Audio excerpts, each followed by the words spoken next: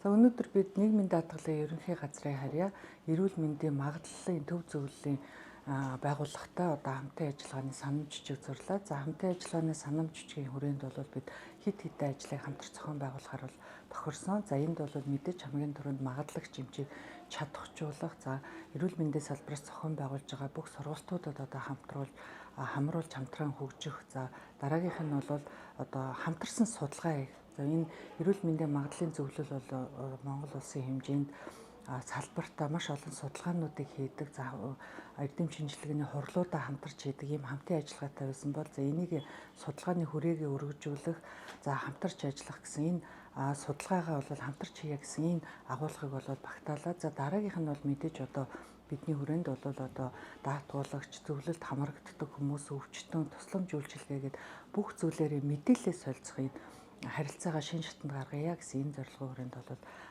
санамж жижигээ өргөжүүлж зурлаа. За нийгмийн даатгалын ерөнхий газрын эрүүл мэндийн магадлалын төв зөвлөл, эрүүл мэндийн хөгжлийн төв энэ хооронд одоо санамж жижиг байгуулах одоо гэрээ хийгдлээ. За энэхүү гэрээ хийгдснээр бид нар одоо ямар үр дүнд хүрэх вэ гэхээр ерөнхийдөө бол хөдөлмөрийн чадвар алдалтын хувь хугацаа тогтоолгосон даатгуулагч иргэдийг одоо тусламж үйлчилгээ авч байгаа талаар одоо харилцан мэдээлэл солилцох. За мөн эрүүл мэндийн магадлалын үйл ажиллагаанд оролцож байгаа эмч мэрэгчлэтнүүдийг одоо давтан сургах үйл ажиллагаанд хамтран одоо оролцох тий.